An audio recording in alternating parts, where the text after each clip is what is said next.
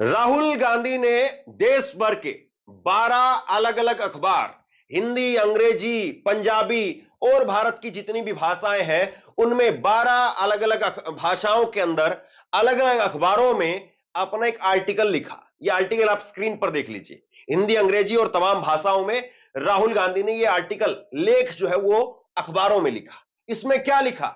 इसमें उन्होंने लिखा कि देश के अंदर मैं उद्योगपतियों को एक दोस्तों, राहुल गांधी की इस डील से बीजेपी पार्टी को काफी बड़ा झटका लगा है। बैठे बिठाए राहुल गांधी ने बहुत बड़ी डील कर डाली है और सीधे तौर पर मोदी जी को टेंशन दे डाली है। तो क्या कुछ डील की गई है और किस तरह से अंबानी अडानी को सीधे निशाने पर साधा है, या फिर हम यूं कहें कि अंबानी अडानी को जो बार बार कॉन्ट्रैक्ट दिए जा रहे हैं उसको रोकने का प्रयास राहुल गांधी ने दिया है। तो क्या कुछ राहुल गांधी की तरफ से तगड़ा एक्शन लिया गया है? बैठे बिठाए मोदी और बीजेपी की जमीन को हिलाकर रख दिया। हमारे साथ वरिष्ठ पत्रकार मौजूद हैं, आप लोग उनकी इस रिपोर्ट को देखिए।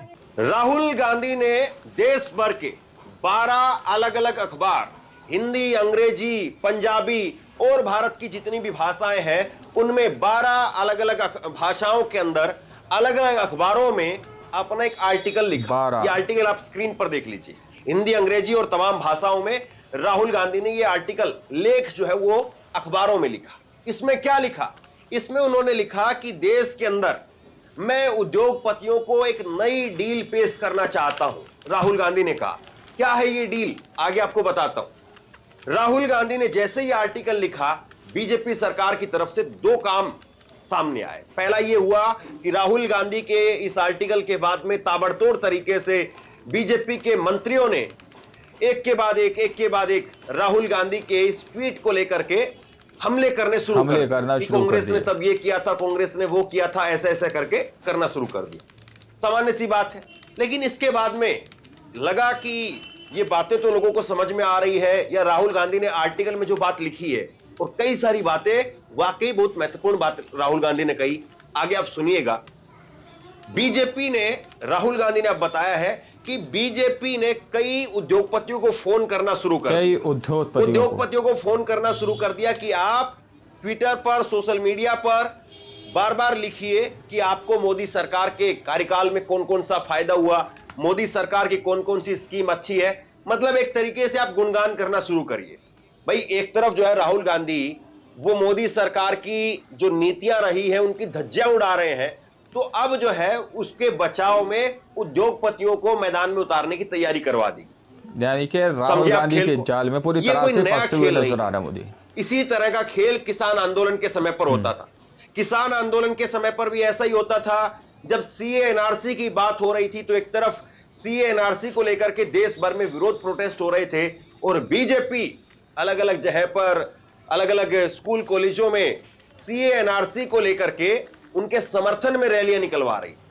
तो ये बहुत पुरानी क्रोनोलॉजी है बीजेपी की, और बीजेपी इस चीज में माहिर भी एक तरीके से। तो राहुल गांधी ने एक तरीके से जो अंदर की बात थी कि उद्योगपतियों को डराया जा रहा है, और उद्योगपति राहुल गांधी से फोन करके कह रहे हैं कि हमें सरकार की तरफ से ऐसा कहा जा रहा है। बड़ी जो है ये गहरी बात है। और राहुल ने कैसे बैठे बैठाए मोदी सरकार की एक तरीके से पूरा का पूरा जो जमीन है वो खिसका दी है, अंदर ही अंदर टेंशन पैदा कर दी है। तब आप पूरी बात को समझ पाएंगे। पहले आप देखिए, राहुल गांधी ने ये लेख जो है वो ट्विटर पर साझा किया और इसके जरिए उन्होंने जो है वो कहा कि भारतीय बिजनेस किस रास्ते पर आगे बढ़े, चुनाव आपका है। निष्पक्षता या समान अवसर या एकाधिकार, रोजगार का सृजन या गिनती के पूंजीपतियों का शासन, गिनती के योग्यता को बढ़ावा या सत्ता से संबंधों को प्राथमिकता, अनुसंधान या नवाचार या डर के साए में सहमे व्यापार। भारतीय बिजनेस के लिए न्यू डील सिर्फ विकल्प नहीं बल्कि बेहतर भविष्य की मांग है। तो राहुल गांधी ने ये एक के बाद एक ट्वीट किए और ट्वीट करके ये जानकारी, ये जो अपना लेख है वो सामने रखा। अब राहुल गांधी का आज का ट्वीट देखिए, उनका 7 नवंबर का आज का ट्वीट है, जिसमें वो क्या लिख रहे हैं। उसमें अंग्रेजी में राहुल गांधी ने ट्वीट किया है। उन्होंने कहा कि मैंने जैसे ही आर्टिकल छापा, या मेरा आर्टिकल जो है वो पब्लिक के बीच में गया, उसके बाद में कई बिजनेसमैन वो मुझे बता रहे हैं कि कई सीनियर मंत्री बीजेपी सरकार के वो उन्हें फोन कर रहे हैं और फोन करके जबरन फोर्सफुली जो है उनको कह रहे हैं कि वो सरकार की जो अच्छी अच्छी बातें हैं उनका गुणगान करें, और ये जो है वो प्रूव करता है कि उन्होंने जो लेख में कहा था वो बात सही है। इसके बाद सुप्रिया सुनीत भी लिख रही है कि क्या पीयूष जी काहे फोन कर करके लोगों को धमका रहे हैं, मजबूर कर रहे हैं कि मोदी जी की झूठी तारीफ करने के लिए। आप कॉमर्स एंड इंडस्ट्री के मंत्री हैं, लेकिन काम कुछ ही लोगों के लिए करते हैं। आप भारतीय उद्योग में फर्क करके सिर्फ चंद पूंजीपतियों के लिए क्यों जुटे रहते हैं। तो मतलब कांग्रेस ने यहां पर जो है काउंटर करना शुरू कर दिया कि भाई मोदी के मंत्री अब झूठी तारीफ करवा रहे हैं। अब राहुल गांधी ने उसके बाद एक वीडियो भी जारी कर दिया। अंग्रेजी में वीडियो है राहुल गांधी की, लेकिन क्या कह रहे हैं उसका हिंदी लबोलबाब मैं आपको बता देता हूं। राहुल गांधी ने कहा कि मैं साफ कर देना चाहता हूं कि बीजेपी जो मुझे एंटी बिजनेस बता रही है वह सरासर गलत है। मैं व्यापार विरोधी नहीं हूं, मैं केवल मोनोपोली के खिलाफ हूं, कुलीन तंत्र बनाने के खिलाफ हूं। मैं बिजनेस के क्षेत्र में 1, 2, 3 लोगों के प्रभुत्व का विरोधी हूं। मैंने अपने कैरियर की शुरुआत एक मैनेजमेंट कंसल्टेंट के रूप में की थी, इसलिए मैं अच्छी तरह से जानता हूं कि एक व्यापार को सफल बनाने के लिए किन चीजों की जरूरत होती है। इसलिए मैं दोहराता हूं कि मैं व्यापार विरोधी नहीं हूं, मैं बस मोनोपोली के खिलाफ हूं। अब देखिए, थोड़ा सा आसान भाषा में समझिए कि क्या खेल चल रहा है। राहुल गांधी ये कह रहे हैं कुल मिलाकर के कि मोदी का जो आइडिया है, तरीका है, वो ये है कि आप अडानी को अपने पास में ले लो, अंबानी को अपने पास में ले लो, अडानी अंबानी इन्हीं के हाथ में सब कुछ सौंप दो, और फिर इन्हीं से कहो कि भाई हमारी अब चुनाव में मदद करो, हमें पैसा दो, खरीदने में, हमें जो है वो अनऑफिशियल तरीके से अगर कहें तो विधायक खरीदने के लिए पैसा दो। इसके उलट राहुल गांधी कह रहे हैं कि मैं ऐसा चाहता हूं कि देश में और बहुत सारे उद्योगपति सामने आए, नए उद्योगपति जो है उनको, और पहले भी उद्योगपति सामने रहे हैं। हम देखते हैं कि चाहे वो आनंद महिंद्रा हो, बड़ा शानदार काम कर रहे हैं, और आनंद महिंद्रा कई बार सरकार की तारीफें भी कर देते हैं, लेकिन फिर भी राहुल गांधी ने अपने लेख में आनंद महिंद्रा का भी जिक्र किया है। उसके साथ में वो कह रहे हैं कि कई सारी और नए स्टार्टअप हैं, जैसे टाइटन की घड़ी, और आप देखते हैं कि जोमेटो का उन्होंने जिक्र किया, स्विगी का जिक्र किया, और कई इस प्रकार के जो स्टार्टअप है उनका जिक्र अपने लेख में राहुल गांधी ने किया। और राहुल गांधी ने कहा कि ये ओला, उबर, जितने भी नए जो उद्योगपति उभर करके आ रहे हैं, नए जो बिजनेसमैन उभर करके आ रहे हैं, उस तरह से मैं चाहता हूं कि देश भर से नए नए उद्योगपति निकल करके आए। ये नहीं कि अडानी के पास ही सब कुछ है, अडानी ही स्विगी का काम करेगा, अडानी ही जोमेटो का काम करेगा, अडानी ही गाड़ी बनाने का काम करेगा, अडानी ही रेल बनाने का काम करेगा, अडानी ही हवाई जहाज बनाने का काम करेगा। ऐसा नहीं होना चाहिए। सारे काम केवल अडानी ना करे या अंबानी ना करे। अलग अलग उद्योगपतियों को लेकर के आइए, सामने लेकर के आइए, और नए उद्योगपतियों को लेकर के आइए, और उनको डरा करके मत रखिए। राहुल गांधी का ये कम से कम जो है उस पूरे लेख को अगर आप पढ़ेंगे, आप चाहे तो ये हिंदी में भी लेख है, दैनिक जागरण में भी छपा है, आप वीडियो को रोक करके पूरा लेख पढ़ सकते हैं।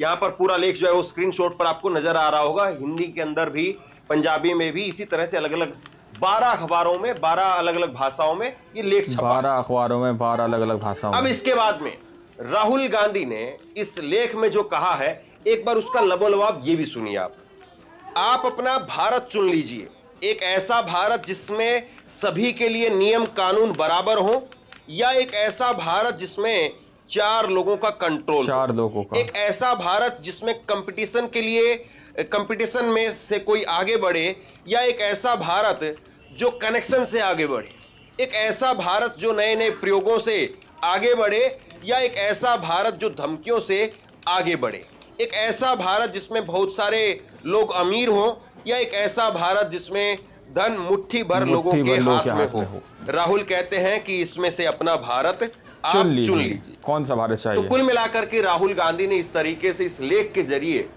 उद्योगपतियों से अपने मन की बात उनके सामने रखी कि आपको एक ऐसा माहौल जो है वो बना दिया गया है कि आप चाहे भी तो ऊपर नहीं आ सकते। अब उद्योग जगत के अंदर कुछ ही लोगों की मोनोपोली हो गई है, उन्हीं का अधिकार हो गया है, और वही लोग अब पैसे से पैसा, पैसे से पैसा, पैसे से पैसा बनाते जा रहे हैं। पैसे अब से जाहिर सी पैसा, बात है, चंद लोगों अगर को पति बना दिया। नहीं, कॉन्ट्रैक्ट जो है वो उन्हीं लोगों को मिलेगा तो नए प्लेयर मार्केट में कैसे आएंगे, और नए प्लेयर मार्केट में नहीं आएंगे तो एक वक्त तक तो वो अपने पैसे के बल पर, आपके रसूख के बल पर काम कर रहे हैं, और एक वक्त ऐसा आएगा जब वो आपके ऊपर होकर के काम करेंगे।